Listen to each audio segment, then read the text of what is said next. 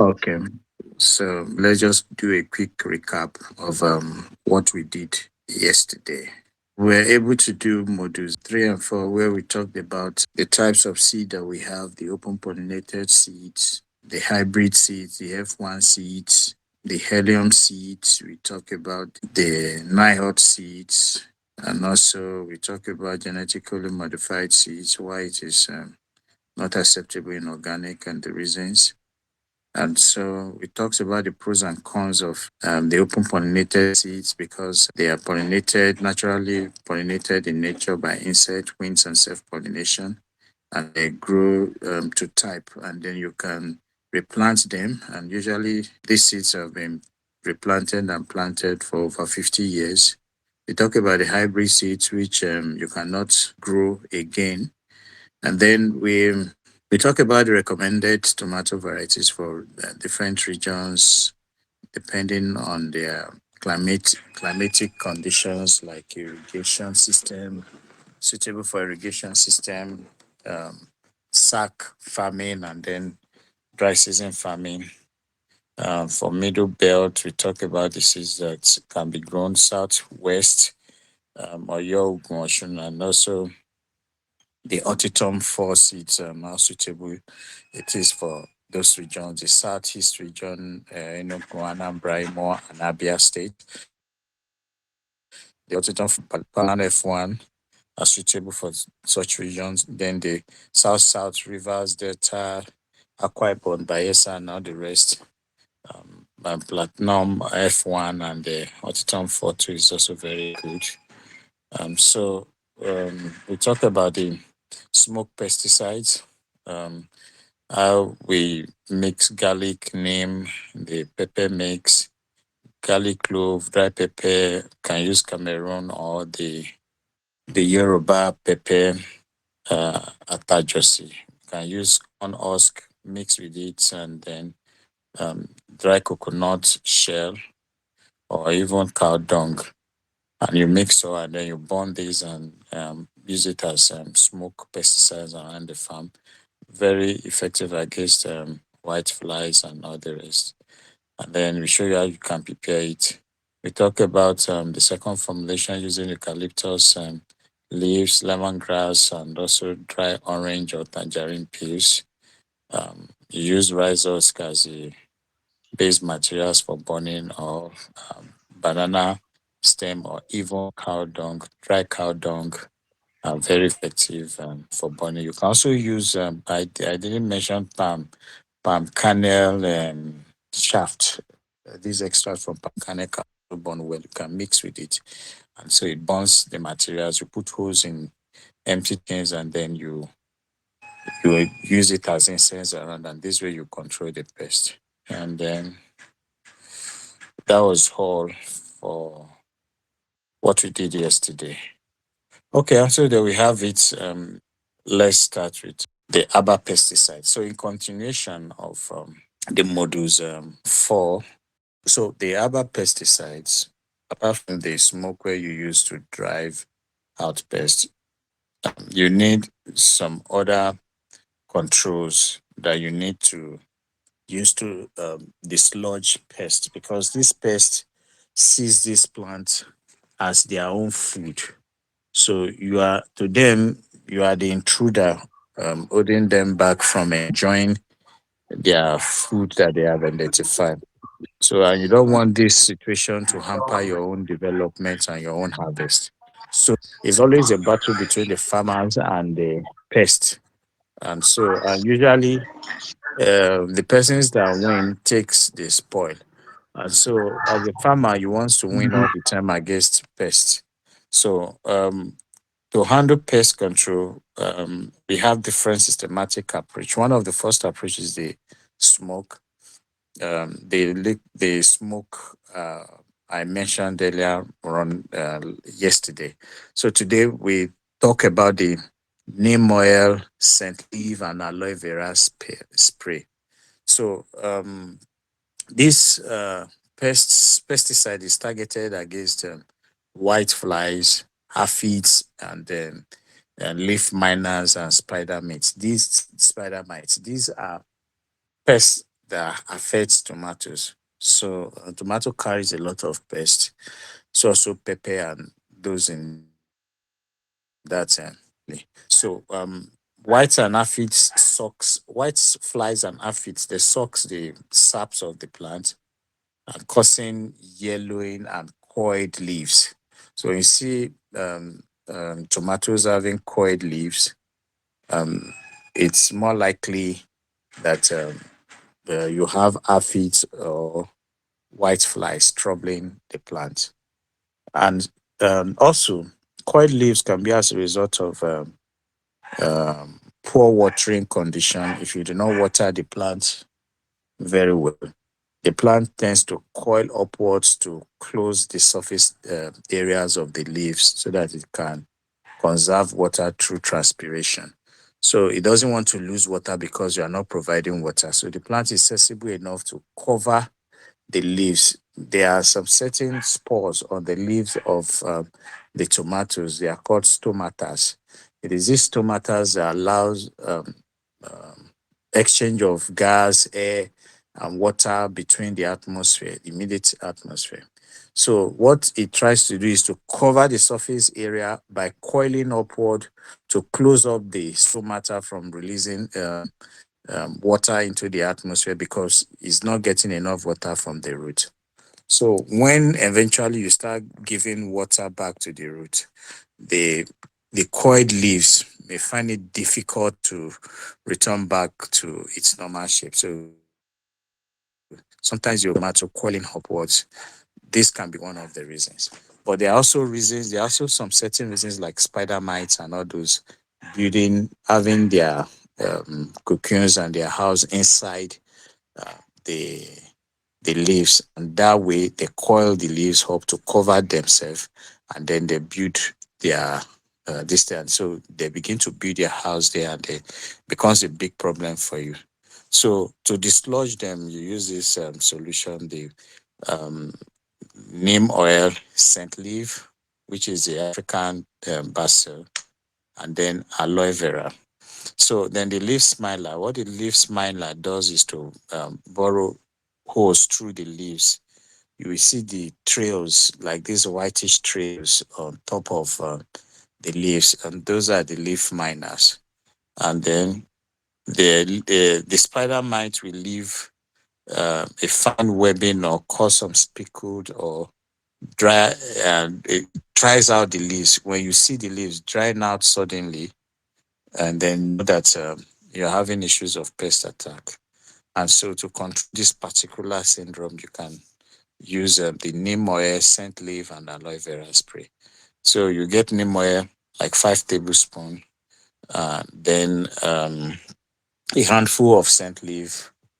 You can boil the handful or 2 handful of scent leaf. You can boil it in half a liter of water. After boiling, you add 2 tablespoons of fresh aloe vera gel. So what the aloe vera gel does is to stick to the leaves, and also it suits the injuries that the pest must have done to the plants, and also help with healing. Um, the aloe vera also has some growth hormones in it. So in due time, we talk about how to use aloe vera honey to help sprout or help a rooting plant. But that will be in subsequent classes. And so you use 2 tablespoons of fresh aloe vera gel, and then you add 1 tablespoon of liquid soap. Liquid soap without scent will help a lot. So when you can get liquid soap without the smell, then it's okay.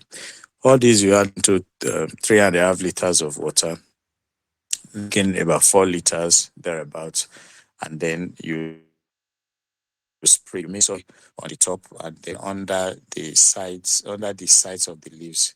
You can do this every 5 to 7 days, or weekly. You can do that weekly. Under the leaves on top, you spray. Under the leaves on top, you spray. And so that way, when you have those lines, those whitish lines on top of tomatoes, then you can start responding accordingly. But mind you, tomatoes do not like water.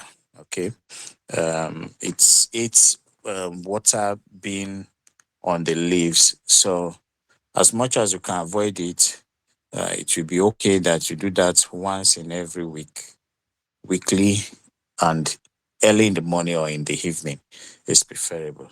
Then the second solution is the scent leaf, the bitter leaf, and the lemongrass tea. Okay, so we have this lemongrass that we use in the liquid smoke. So this solution will help you control leaf miner, mold, total absoluta, armyworms, and caterpillars. So the total absoluta lay eggs. So they have those uh, then you can add neem to it as well, neem oil.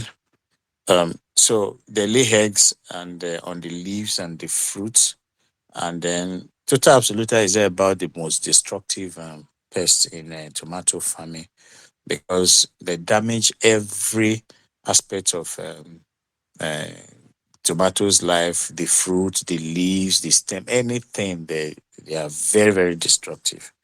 So then the caterpillar armyworms choose large holes in the leaves and then burrow into green tomatoes. So it damages even the small tomatoes you see. So a handful of the scent leaf and bitter leaves and moringa, you boil them in the 1.5 liters of water for at least 15 or 20 minutes, and then you add 1 teaspoon of liquid soap, and then 3 tablespoons of neem oil. You're allowed to sit to cool down, and then you spray every 5 days, usually in the evening. So it repairs the adult mold and disrupts the egg laying system of the the the pest. So this way you'll be able to dislodge the leaf miner, the tutu absoluta, and then the caterpillars and armyworm.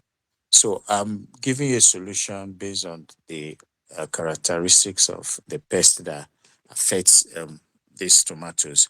And so the third solution is the garlic and ginger, hot pepper, basil, and onion spray. So, and this is targeted against the tribes, beetles, aphids, and cutworms.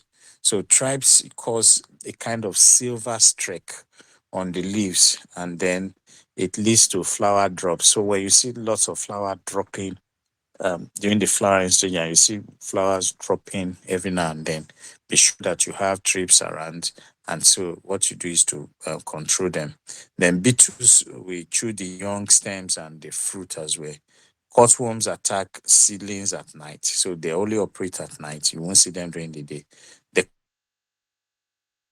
cause the stems and this pest damage the stems, leaves, and young fruit. So it's always the young leaves and the young fruits it targets. So you don't want this to cause much damage to you. So to control this, you use 5 cloves of garlic, um, uh, one thumb size or 1 thumb size of ginger, and then you have hot pepper, 2 tablespoons of hot pepper.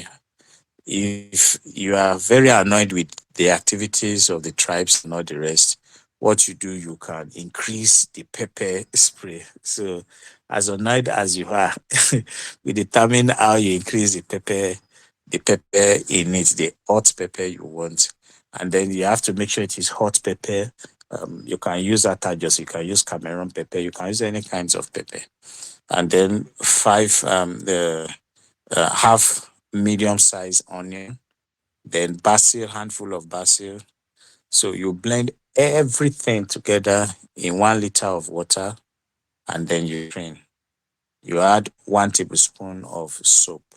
So what soap does is that it opens up the spores of the pest once the solution touches there if you spray.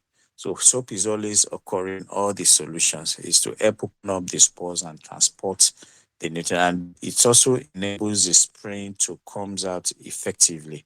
So soap is always very crucial. You had to, but you don't overdo it. In fact, soap spray alone can control the aphids family of the white flies alone, but you still have to be systematic. To control effectively aphids, you need to keep the perimeters of your farm very clean. At least you have to keep weeds away by as much as 2 meters around the farm, so that you are not having where the aphids will rest, because aphids are very intelligent plants. Once they notice for the first time you spray something on the plant and interferes their population, when next you are coming, the moment they start feeling that something is coming, they adapt quickly and so they run away. So you spray and then you'll not be able to capture them enough. And where they will always fly to will be the nearby bush. And so as soon as you are spraying and then you are going, they are returning again. So that makes it very ineffective. So you have to keep um, the perimeters of your very clean, so that even if the aphids needs to leave the field, they will need to fly away very far away from the farm to seek shelter, and then very few will eventually return back. But if the field close to you are the weeds close to your farm are very close by, it's just a momentary departure that they will depart from your farm when you are spraying, and then in minutes they are back again. So you have to pay attention to the cleanness of your farm, the environment, especially the perimeters, the kind of farms you share perimeters with. So you spray around the base of the plants and also directly on the leaves and underneath it. You can do that every 5 days or for 4 days, depending on the level of infestation. So these three natural mix will repel and disrupt and then kill those pests without harming the environment and also your own health. So for best result, like I said, you have to regularly apply, usually in the night or in the morning, or when you know that there are visible pest activities, and also after rainfall. When you if you apply now and there is a rainfall the next day, then what you have applied will wear out quickly, so you need to reapply again. So those are the techniques you pay attention to. And then when you're applying, you need good equipment that will enable you to apply very well. Like the knapsack sprayer, I recommend you get the knapsack sprayer, not those small sprayers. Those small sprayers have some limits. In fact, the knapsack sprayer in a serious farm, I usually recommend motorized spray, because the way it delivers the dose to the plant and all those can be very forceful, and so it gives a kind of shock. And so when it's like someone pouring you cold water suddenly, naturally it gives you a kind of shock, and it can shock them to death at times. So this methods of spraying is very crucial. If you can avoid it, get knapsack spray at most. But if you have very large farm, motorized farming, spraying is very crucial. Within minutes you are done with spraying, and then it's always very effective because the spray comes in mist. Then we have the fermented fruit juice trap for total absoluta. So this system have been promoted for a very long time for farmers. You ferment fruit juice that traps. There's what we call pheromones, and these pheromones are kind of attractant that attract pests to their host. These pheromones are peculiar to each plant. So you have pheromones for tomatoes, you have different pheromones for pepper, eggplant. Different plants has their own pheromones. And so these pheromones, it is what the pest try to perceive or smell out before they identify their host. So we want to mimic these pheromones and bottle them in a kind of bottle whereby we create open space for guests to come in, pretending as if those um, fermented fruits are the best suitable host for them to thrive on. So the moment the pest begins to attack or begins to come into the fermented fruit, they perish in it. And so you will have reduced the pest load that will have attacked your plant, because your plant is still growing. And so the fermented fruit is more attractive to them than to the plant. And so you just put it at the perimeters and entrance. Normal bottled water, you can cut the top, tie a rope, and prepare the solution in it, and then you pour it in it, and then you put around the plant, so that that would be the first option of visit for the pest once they enter the farm. Instead of going to your tomatoes, they go to that spot because of the smell. It attracts them a lot, and so you're going to meet a lot of them in that place, especially in your gardens, wherever you grow your tomatoes. So this fermented fruit juice trap, it controls tomatoes pest effectively.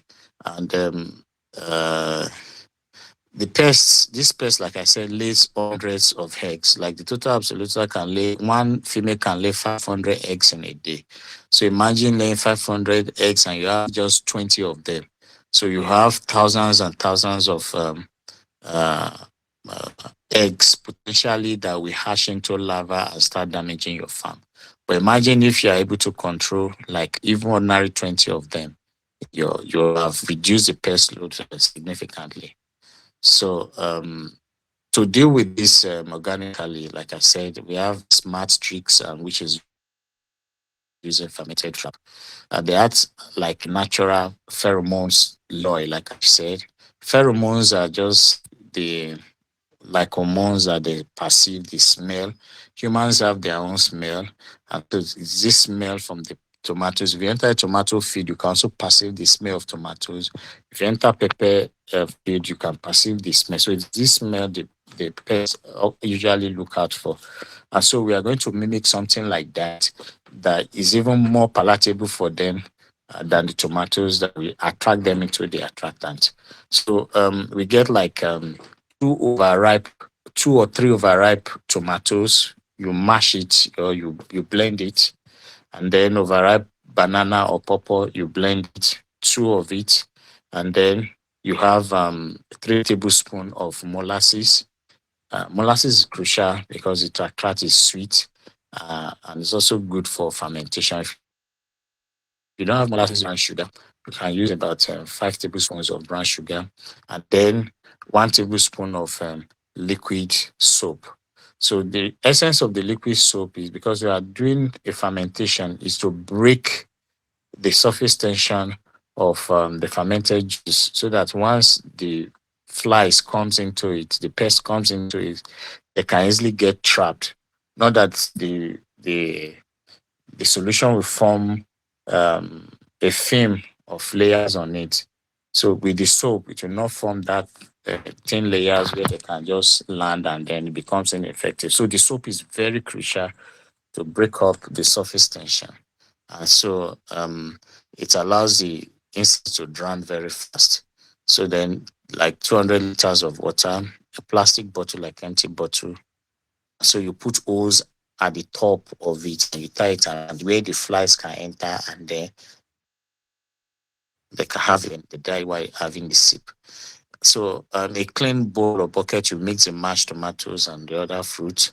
You add molasses and water. You stir thoroughly. You add a few drops of liquid soap. This help reduce surface tension, like I've said earlier on. And then you cover the container loosely and leave the mixture to ferment for like 3 to 5 days in a shaded spot. And then you now pour the fermented juice into plastic bottles. You open the containers, you open the head where um, the pest can have access into. So, like bottle water, you can open the side wide enough in 3 or 4 places, and then you hang it with rope around your garden, and this way reduce your pest load. So it's the smell, like I said, of the fermented tomatoes and the fruit that mimics the uh, what the total absoluta and moth looks for to readily lay their eggs in. See that as a good spot for them to lay their eggs in, and so they come in and then they perish. So the scent draws them into the trap, and once inside, they fall into the liquid and they get drowned. So and then the soap does its work as well by breaking the surface tension. So you hang it in places, one trap for every like 10 or 20 plants, one trap for 10 or 20 plants, give them like 20 to 50 centimeter above the ground. And then you can replace the juice every, usually sometimes in some farms, you within 7 days, we have loads and loads of pests in it. And then you need to evacuate and put more in it in 7 days. So you monitor the traps and then you try to replace it as much as you can to reduce the pest loss. This is by far the safest method and the cheapest method that works for sack farming, backyard farming, different kinds of farms, even in open field farming. It is highly, I've used this to total absoluta in many farms, and it's just very smart way to first reduce the pest load. Then when you spray, it becomes very, very effective. So when you spray, it's capturing those ones that you might have missed. So we have fungi diseases that comes in. You need to control fungi in tomato farms, and so fungi is one of the most uh, destructive diseases that can wipe out your farm in seconds if you don't treat them. And so what we depend on is a liquid sulfur. Liquid sulfur will come with the package of the 100-day tomato challenge. Is one of the tools that we need to have. All farmers needs to have this liquid sulfur. So long sulfur is an organic fungicide that is made from processed elemental sulfur. There's a way we process it, and then it is really used to farming to combat diseases like powdery mildew, early blight, leaf spots. Sulfur works by destroying the metabolisms of the fungi spores. Fungi, as the humidity builds up, the fungi spores usually develop. And so when you spray a sulfur, it eliminates these fungi spores and prevents them from spreading to other parts and so presses them. It reduces the the fruit surface uh, that needs to be exposed to the infection spreading. So it reduces it, and then it forms a kind of a glaze over the leaves when you spray it, and the effect can stay for days. And so it helps seriously, especially when you have back-to-back rainfall. So using liquid to treat diseases, tomatoes are very vulnerable to many fungi diseases, especially during the warm and humid period when the rain is out now, like we have now. These fungi spread very quickly, and then through the leaves, stems, different, even the fruit has fungi. And so it reduces yields and it damages the plant health significantly. One effective and natural way, like I said, is the liquid sulfur, which also act by stopping the fungi spores from growing and spreading. So to control, we have what we call powdery mildew in tomatoes. This is what you notice. The symptoms is that you have a whitish or gray powdery substance on the leaves of this or the stem, and then especially on the lower parts of the plant. So it's usually at the lower parts of the plant. You pay attention. Once you have those whitish powdery stuff on it, then you have fungi, and then often during the dry days, followed by humid night. Happens when you have um, uh, very hot period, and then you have a very sharp drop in humid night, like the rain falling back to back in 2 days, and then suddenly the whitish spots you notice all over the place. So what you need to do is to spray. You mix the liquid sulfur, usually 2 to 3 tablespoons to 4 liters of water, and you spray the whole plant, top and undersides of the leaves. You can do that weekly after a week, especially for plants that has these signs. And then we have the early blight symptoms. So these early blight symptoms, you have this brown spot with dark ring. So you have black spot with dark ring on usually at the lower leaves, and then yellowing may surround the spot. Okay, and then the leaves eventually falls. When you have head blight, when it appears mostly during the rainy season, when the plants or when the plants are stressed. So there's what we call succinic acid. Succinic acid are product of fermentation. So a product of anaerobic fermentation. This product of anaerobic fermentation, like fruit, fermented fruit, you can have different fruit: tomato, pineapple, pawpaw, banana, apple, carrots, different pineapple, and all those things. You grind them and you ferment them. You should have these around. These fermented fruit juice are usually known as succinic acid. They can help in controlling the stress level of the plant, especially when there's sudden change in weather condition, like you have sudden uh, rainfall, and then you are now switching back to heavy sunlight at the same time within a short period of time. And these weather conditions can stress the plants a lot. And so when you have such plants, when you have this fermented fruit with you, you can use it to do fertigation or supply to the plant. So we have so treatment is you have just like 2-3 tablespoons of it to 4 liters of water, and then you spray for preventive purposes. After two two back-to-back rainfall, you must spray, so that because there will be humidity build up, and then fungi will want to build. It is natural occurrence. Once humidity builds up, fungi naturally begins to grow, and it is all over the place. So you spray to reduce the spread of this fungi after every back-to-back rainfall. Usually focus on the lower leaves. So avoid overhead watering the lower leaves. You spray, not overhead watering the lower leaves. Septorial leaf spot. So what you notice is that you have small round black or brown spots with light center, or on old leaves, the older leaves. So the older leaves are the size you watch out for. The newer leaves still have the vigor of continue to blossom. So the fungi we prefer to go on older leaves and attack them, because they are not very vulnerable. They don't have too much nutrients to develop anymore. And so those are their main targets. So you look at the older leaves for those spots, the black round spots with brown spots uh, in the center and of the older leaves. So once you notice that, then you know that you have a septorial leaf spot. Apply the liquid sulfur, like the 2-3 tablespoons, and you spray on that. You try to prune the lower leaves to increase airflow, so that humidity will drop. So the lower leaves, the older leaves, you prune it out, and then you allow airflow, and then you spray. So we have the leaf mold, yellow patches on upper leaf surfaces, and then uh, molds on the underside. So usually humidity problem as well.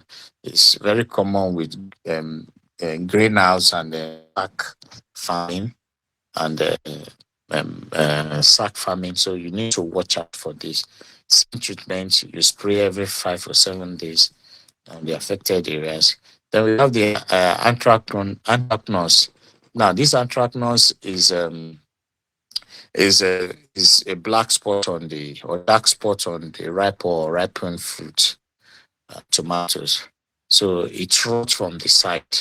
Once you see the anthracnose, then it's the viability of the fruit.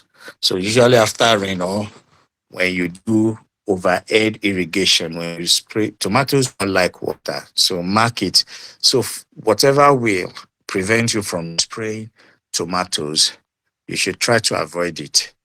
Okay. But unless if it is needed, when you see those symptoms, and you need to intervene as quickly as possible. So do not water tomatoes from the top.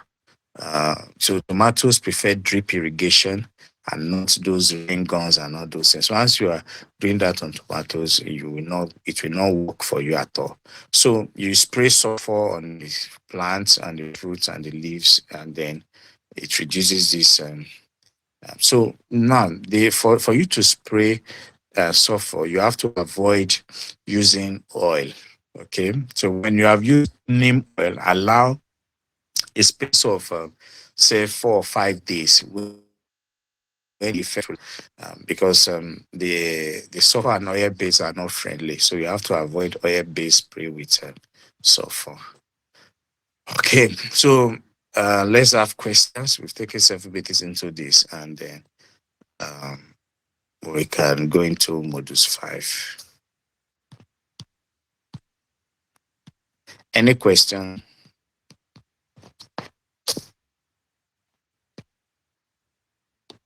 Do we have question? Okay, then maybe I need to move on because you have much ground to cover. So, the organic fertilizer by growth stage. Okay. Before we go into the growth stage, let's talk about how excess nutrient can block others' performance. So you have these tomatoes with extra excess nutrient. Most farmers make the erroneous believe that the more nutrient you're adding, the more it benefits the plant, the more cow dung or chicken poo you have, just pour it down, the plant will thrive on it at all costs. No, it's not always the case. In fact, most of the time, it causes much damage if the nutrients are not well balanced. Plants need a balanced nutrient, and too much of one nutrient can actually lock out another nutrient from being available. Let me come again. Too much of one particular nutrient can actually lock out the availability of another nutrient. So this by thereby making it difficult for the plant to absorb what it needs. So we talked about the pH of the soil. Usually the pH of the soil is determined by the environment, the usage, and everything that has gone, the weathering and the structure of the soil. If the pH is not right, no matter the nutrients you give to the plant will not be able to absorb the nutrient. And that's why we design that soil mix that we design is to help you get some balanced soil pH that is suitable for this growth pattern. Now, once you now have different the one-sided nutrient that is not balanced in the soil mix, then you begin to have big problem with the plant accessing nutrient. So let's see how some of these scenarios can affect plant. If you have too much potassium, so a tomato growers apply too much wood ash. Now we told you that potassium is good for strong fruiting and all those. And then you decide to now take all the tomatoes, all the potassium in this wood uh, to like calcium, like wood ash. You're now pouring like 2 handful or 3 handful where we mention 1 handful. You just want it to, don't overdo it. If you overdo it, what this potassium will do is that it blocks the plant's ability to be able to take calcium and magnesium. Okay, so you don't be able to take up calcium and magnesium anymore if potassium is too overwhelming in the soil. So, and then what you have is the blossom end rot. So you have calcium there, but you added too much of ash because they told you that potassium is needed for good stem growth, fruiting, and all those things. And then you just pack all the potassium in the village. You just pour it bam on your tomato. You're asking for big problem. The excess potassium will block out calcium and the magnesium. So when we give description, it is deliberate that they can have little of everything and they allow themselves to thrive, the element. So it's once there's the plant is able to, even though you have calcium in the soil, but too much of potassium is blocking the assimilations of calcium and magnesium, and so your tomato is having blossom end rot. The fruit you're having ends of it that is looking rotten, and this deficiency is not that you didn't add booming in the first place to solve it, but because you had too much of potassium. And then you also have yellowing between the leaf veins from magnesium deficiency. So you now have the leaf veins of the tomatoes, the veins like those lines in the in the leaves, you have it yellowing out that you have a deficiency of magnesium, and it's as a result of potassium blocking the plant accessing magnesium. Not that you don't have magnesium, but you've added too much excess of potassium. Now, if you're adding too much excess of nitrogen, it is also bad on its own. The farmer use a lot of poultry manure or poultry manure. I have them message, just dump everything in the bags, and you are planning for the plants not to excel. So with too much leaf, you are going to have flowers, because what you're telling the plant is that you want leaves. So with nitrogen, the plant will begin to blossom so well that they will have so much leaves, and then it will be struggling to develop flowers. So, and then this cause a drop in calcium and boron uptake. So calcium and boron uptake, if there's too much calcium and boron uptake, will be seriously affected by the plant. And so what we have is poor flower development. So flower will be aborting quickly, or you have soft stem. So those stems are breaking very quickly with little breeze, and the stem are breaking quickly. That means you are pushing in too much nitrogen, and then calcium and boron is not being efficiently used by the plant. So, and then you have cracks in the fruit. So once the fruit is coming out, you have those line crack in the fruit. So you're having too much nitrogen in the system.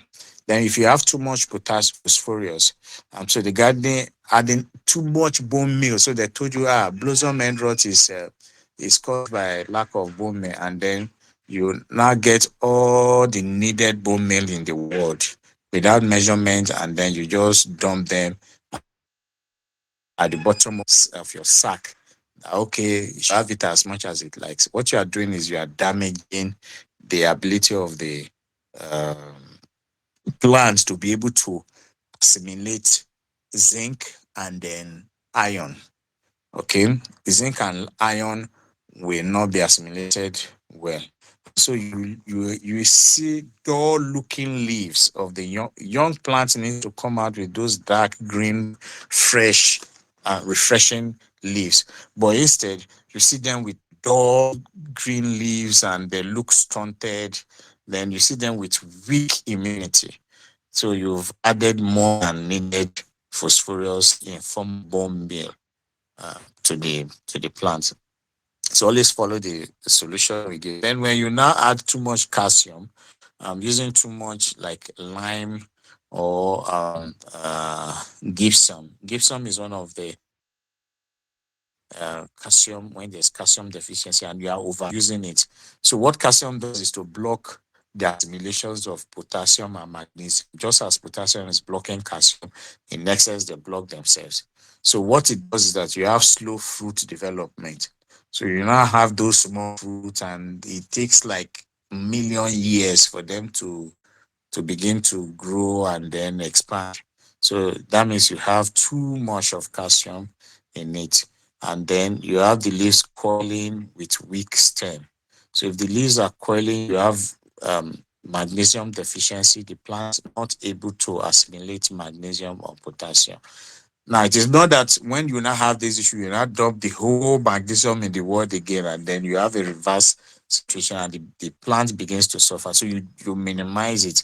You follow the description. I'll be giving you some measurements. There's too much magnesium. The farmer has lots of Epsom salt. So magnesium is needed. Epsom salt is magnesium sulfate, and it is a valid organic fertilizer that we use to supplement for sulfur and magnesium. So especially for green leaves, you want the green to come out and the leaves to come out. We use Epsom salt. So if it is too much, it interferes with calcium uptake, and then you have the blossom end rot. Once calcium is not being taken up, and then you have poor fruit setting. So you see the fruit in ugly shapes and different deformation. It's as a result of lack of calcium uptake. Even though you have it, but you've added too much of magnesium sulfate that is blocking the assimilation. So balance is more important than quantity. So you need a balanced nutrient, more important in tomato production than the quantity in actual sense. And are sensitive, tomatoes are very, very sensitive to calcium and magnesium ration. So you must provide the right ration. So even organic farmer needs to test the soil sometimes to apply nutrient wisely to avoid this invisible fight in the root zone. It's an invisible fight in the root zone because when you apply them, you just dump those things there, but you need to be aware that there needs to balance out. As too much of one thing can actually cancel out another one. And just like over salting food, you can ruin a perfect meal. So it's like adding too much salt into it. So always aim for a balanced nutrient, not just too much. Just make sure it is as little as possible. And so um, at the every stage of plants, so they need different nutrients. So at the nursery stage, organic nursery fertilizers for tomatoes. So the nursery stage is critical for tomatoes. If your seedlings are weak, no matter how good the land or weather, um, the final harvest will suffer. So your seedlings must start on a very good note. At this stage, the plant needs soft, balanced nutrient, like I've mentioned in the earlier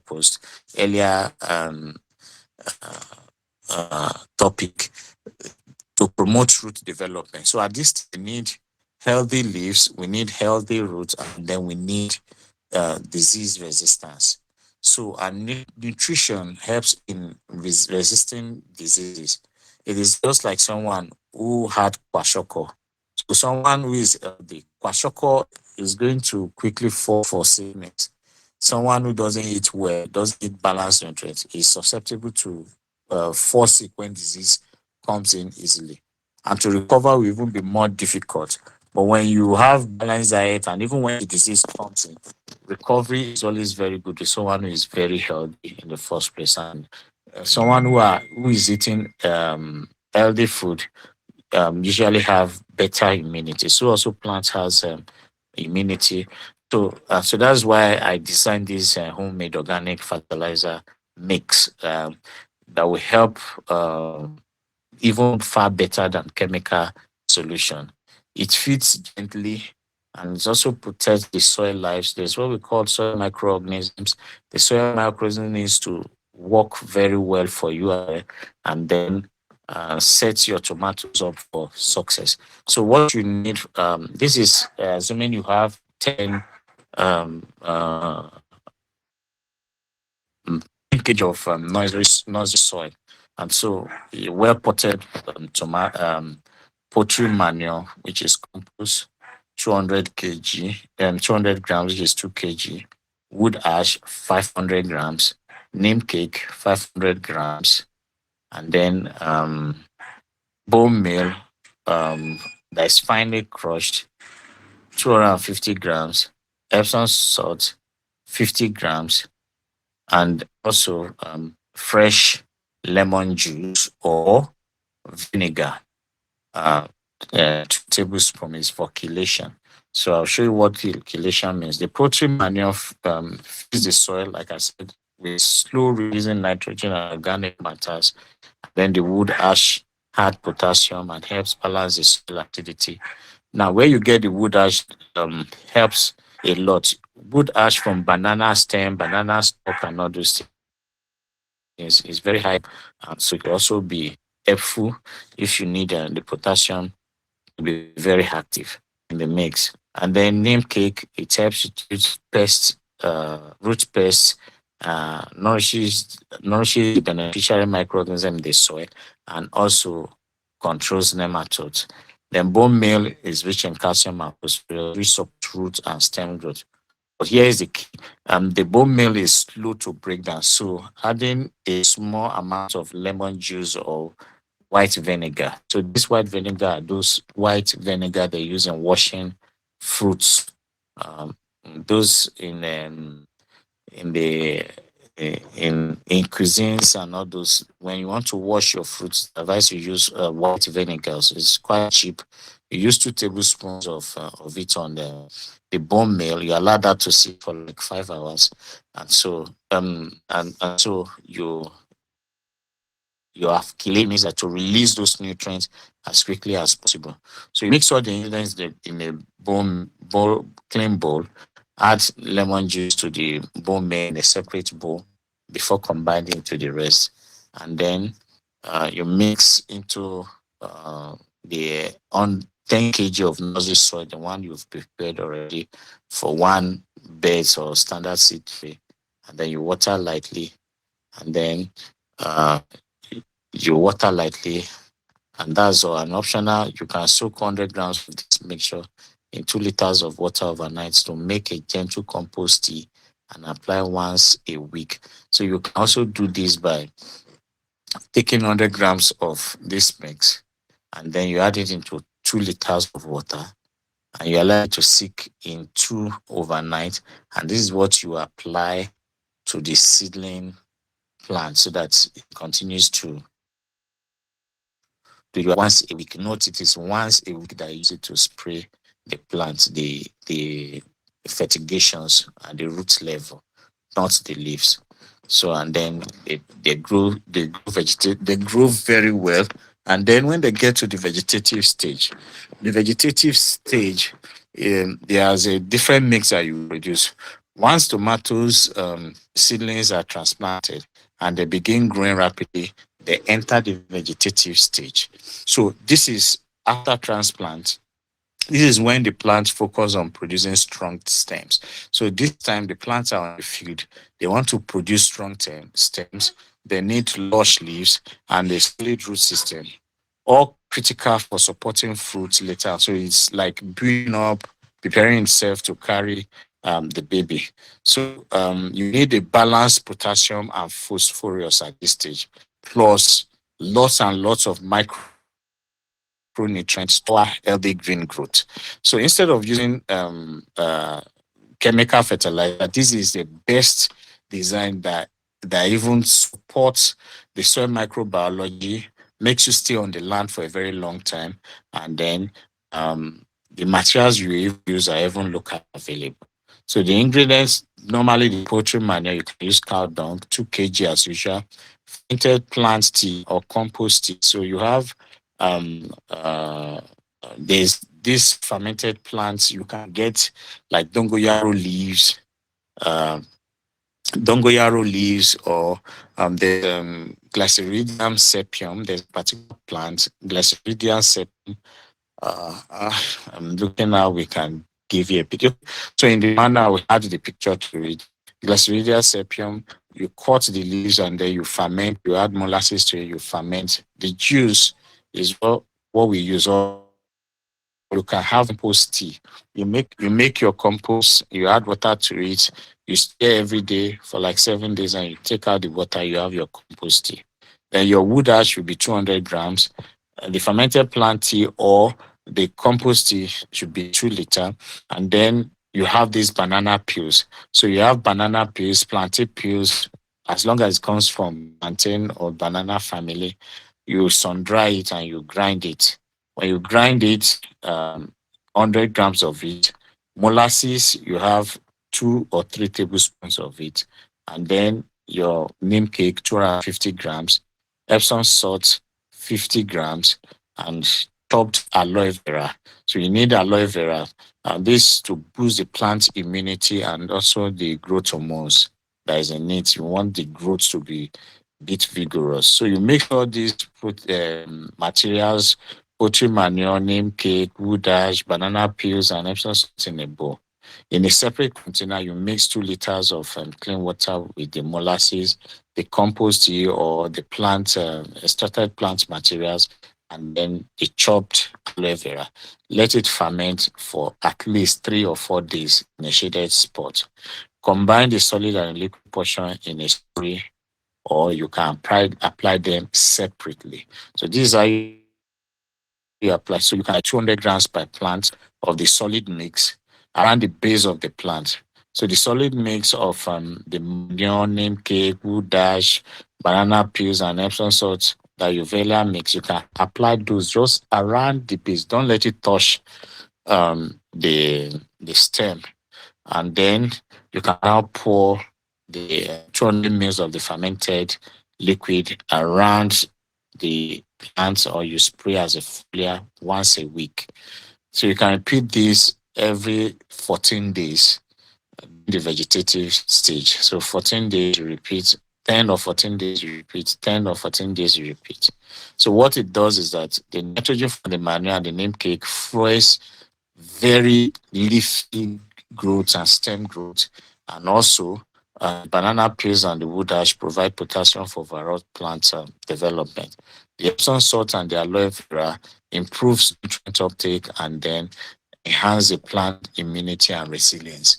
And also the molasses feeds the soil microbiology and microbes that help break down organic matters in the plant, for the plants to have available nutrients within the soil. And then you also have disease control from the neem cake, bacteria and others. It's also help significantly. So this natural fertilizer ensures that you have lush green growth, strong stems, and then disease resistance, setting up your tomatoes up for healthy flowering and fruiting stage. Now we are at the fruiting stage. So uh, usually, the problem with fruiting stage is fruit abortion. Tomato plants enter the fruiting stage need extra care. It's a delicate time where stress and poor nutrient or lack of trace elements can cause flower drop.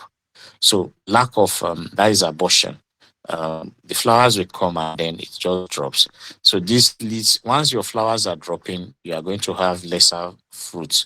And so the goal is to feed the plant with phosphorus, potassium, and calcium on a balanced nutrient, and while also boosting the plant hormones, its energy and stress resistance.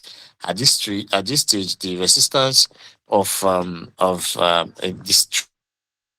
stress is huge, because now it wants to carry its own baby, just like a pregnant woman. So it needs to prepare itself. And so once the flower start coming in, it needs a lot of energy to build up this flower structure. So bone meals, the ingredients you need bone meals 300 grams, which is rich in phosphorus, like I said, wood ash 300 grams, banana peels powder. So you need this banana peels powder as much as you can, or you can chop fresh peels. You chop it 200 grams, and then you crushed eggshell. It boosts calcium significantly. Usually, we roast this eggshell and then you grind it into powder. 100 grams is okay. Then the aloe vera gel, the gel of aloe vera, which contains natural plant hormones. So the growth hormones in aloe vera gel is huge, and so you absorb it. And then fermented fruit juice. I didn't mention about how you can ferment some fruit, 2 liters of it, and then molasses, about 3 tablespoons or four. Then moringa leaf tea. Pay attention to this. It's a natural growth hormones and also an antioxidant. So plants do have some stress level as well. So you want the moringa leaf tea to help as well. 1 cup of it is enough. And then Epsom salt, 225 grams of to reduce stress level. So how do you prepare it? You mix the bone meal, wood ash, banana peels, eggshell in a clean container. Then another bowl, you add the aloe vera gel, molasses, the moringa tea, and then fermented fruit juice. You let this ferment for 2 or 3 days. Now you can combine the dry liquid or you can apply them separately. So you sprinkle, if you're applying separately, you sprinkle about 250 grams per plant of the dry mix around each plant base. And then you make sure they don't touch the stem. Or you pour um, or spray 200 mils of the liquid fertilizer around the root zone on the leaves once a week. And so you apply during the cooler hours of the day, or in the evening, and then improves absorption. Phosphate and calcium, like I said, supports flowers. Potassium boosts energy. Potassium and magnesium boost energy and nutrient flow. The aloe vera and moringa act like natural plant hormones, preventing flower abortion. So what the aloe vera and moringa does is to avoid um, flower abortion that is usually caused by stress or poor nutrient uptake. So and then molasses energizes the soil microbiology and unlocks even nutrients faster for the plants to take. So the fruiting stage, during the fruiting stage, your tomato plant needs a boost in potassium and calcium and also phosphorus to help fruit develop well, ripen properly, and also avoid diseases like the blossom end rot. To make these things, you use organic mix made from locally available materials, like I've said earlier on. So ingredients, usually we go for the wood ash, which is 400 grams. The wood ash, I did mention in my previous lecture that the wood ash should be gotten fresh, so that because it's highly soluble. The materials of the wood ash is highly soluble and they can easily leach out. So once you are using it, you make sure you get them very fresh, 400 grams, and then crushed eggshell, 200 grams, bone meal, 200 grams. So this time around, we have what we call phosphate rocks. Phosphate rock is also part of the materials I will be giving to you. Phosphate rocks is 100 grams, is a slow releasing phosphorus. We have banana, 100 grams rock phosphate, please. And then banana peels, 200 grams. And then molasses, 3 or 4 tablespoons. Fermented fruit juice like papaya, overripe tomatoes, and all that you fermented with molasses, 1 liter. And then moringa tea, some or 25 grams. So you mix all the dry materials in a bowl, combine the liquid ingredients and allow to ferment. Apply 200 grams of the dry mix around the base and water with 200 or 250 ml of liquid fertilizer once a week per plant. So, how to keep tomatoes producing after the first harvest? So, most farmers do have problems with their first harvest. Once they have their first harvest, that is all for their plants. And the problem is usually because of the way they treat the plant. The plant, like I said, is a cash cow. And so you already have your cash cow at the making stage. So why do you want to just abandon the plant because of poor management? So your tomatoes plants have started giving you fruits, but if you want them to keep going on and not just stop after the first few rounds, they will need a little care. Just like people get tired after hard work, tomato plants also do drain out after producing the first fruit. And so this is the moments they need some energy back to keep flowering and fruiting. So what we need about um wood ash, 400 grams. This is a mixture, usually for like 10 plants. You can use this for 10 plants. 400 grams wood ash, bone meal, 200 grams, phosphate rock, 150 grams, crushed eggshell, 200 grams, dry banana paste, 200 grams, molasses, 4 tablespoons, or around 100 grams, and then fermented fruit juice, 1 liter, moringa tea, 1 cup, Epsom salt, 25 grams. So you mix as I mix, either you mix the dry part first and then the fermented fruit juice, molasses, tea you had, and then you ferment for like 2 or 3 days. Then you sprinkle like 300 grams around the base after you made the first harvest. And so um, around the base, 300 grams of the solid part around the base, and then 250 ml of the liquid mix. You supply either as fertigations or you supply uh, uh, as watering to the plant. So you do this morning or evening when the sun isn't too much, because you don't want that to burn out the roots and then reduce ability for them to take up nutrients. So this refill the plants, makes them go stronger, It gives them right nutrient to start flowering again almost after the first production.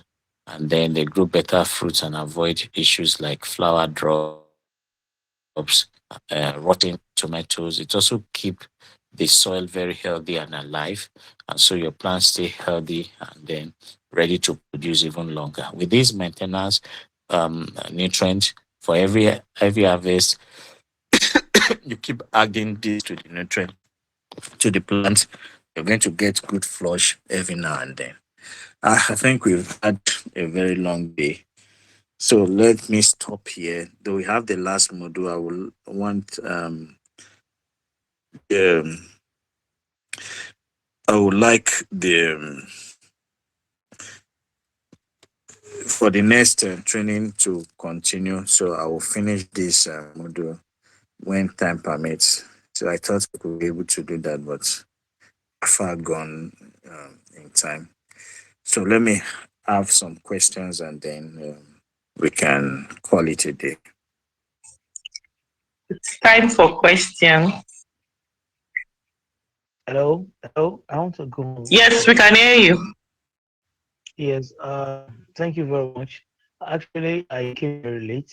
It's not up to 3 minutes that I joined. But I met the presenter talking about formulation for um organic nutrients to support tomato. So, and I will go back to listen to the lecture. Probably next lesson we'll be able to have more questions.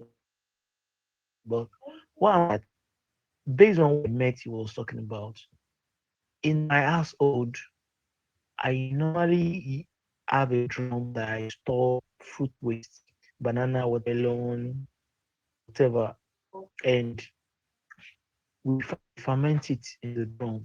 So, is there any way I can enhance this and utilize it as a nutrient to support my crops, especially to grow well?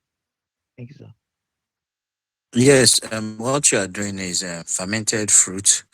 You need molasses to make the fermentation process go very well. And so with molasses, you do anaerobic fermentation. This anaerobic fermentation will help you extract what we call succinic acid. This succinic acid will help control plant stress and is also very nutritious for microbial health. The microbes in the soil are the ones responsible for transportations of nutrients to the soil. And so once this is effectively done, then you have good uh, um, good control. So this control of the nutrient in the soil, so it's very good. You can do that, but you need molasses to help even increase the nutrient and also the microbial activities that is needed to break the nutrients down. So you've started well, and that is good. Okay, so thank you very much, sir. And Yeah, I you. want to ask more. Yeah. During the application of the nutrients, are we applying onto the soil and mix, or can we extract to use as a liquid fertilizer where we can fertigate and or spray in the body of the plants? Come here. By the time we are done with the Mm. fermentation, then we want to apply now to the crop. So are we mixing it to the soil or we are extracting the liquid where we can mix the water with fertigation? I'm talking about drip irrigation this time around or drenching the crops, or can we also spray it in the body? I'm talking about application method now. The application methods varies on what you want to achieve. So, what you want to achieve, if you have irrigation material where you can do fertigation, you can put those nutrients in the nutrient mix, and then you supply the nutrient directly. But for tomatoes, like I said, if you can avoid it, avoid spraying tomatoes. That's I will recommend. And if you have the sack farming easily, you just put water on the soil, and then you are good to go. Okay, so thank you very much, sir. Yeah, you're welcome. So, any more questions? If there are not, we'll take your questions I have a in question. the okay. Thank you very much for the lecture, sir. You're welcome. My question is that this banana peel powder, moringa leaf powder, and all that, can we have it mixed together and just be adding a little to our soil? Yeah, I mentioned the proportion. So you Okay. need to follow the proportion. Maybe you go through. It is recorded. The recording will be given to you, and then by Tuesday we have the notes, so you can also reference it. So All right. you need to follow the direction so that you will not have you have a balanced nutrient, and so Sure. everything works together for everyone, everything. So usually it's not that I don't have banana peel, so let me just use only moringa. So make sure you get those materials, and Okay. it's just like a woman who wants to cook good soup. So because you don't see tomatoes, you are using ordinary onion, and then you want it to taste, you want it to taste to make it tasty. It won't be tasty now. You must look for Yeah. that tomatoes so you can make it.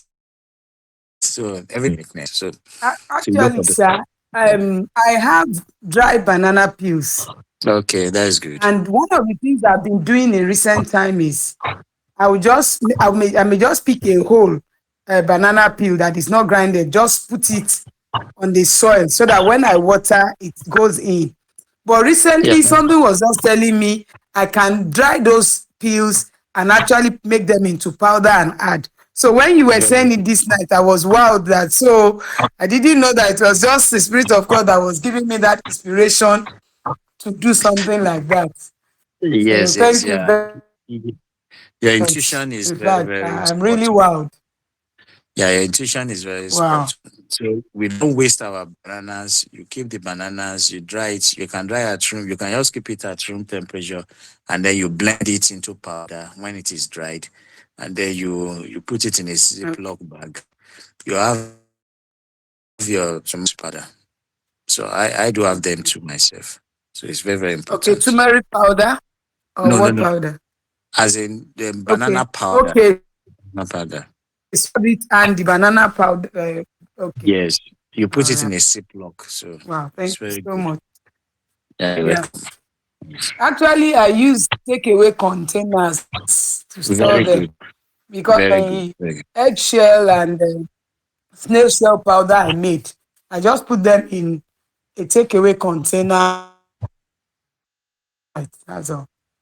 Yeah, that is good. That is good. So you can further make the nutrient even more readily available by adding um, lemon, lime, lime extracts, O- or you Okay. can use white vinegar. You just mix a teaspoon of it on it, and then you see the reaction. Allow that to sit for like 5 hours.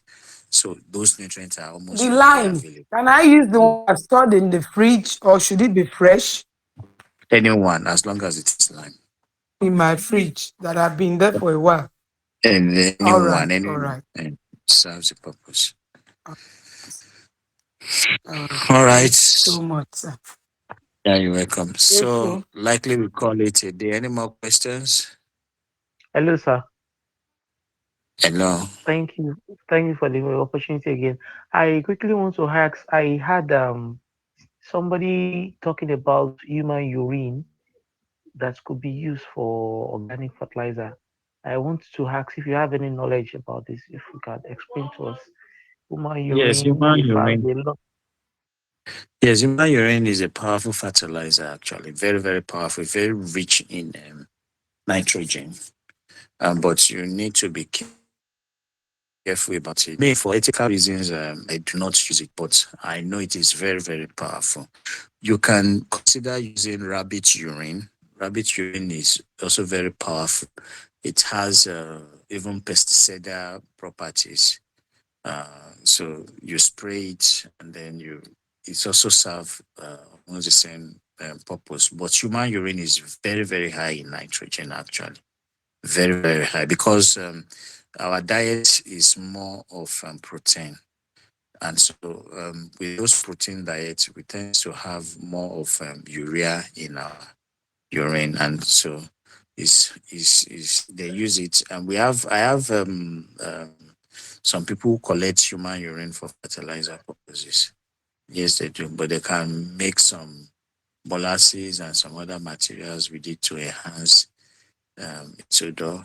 And then we also use blood meal for nitrogen. We use blood meal of cattle's, blood meal of, in fact, is one of the richest source of nitrogen in nature.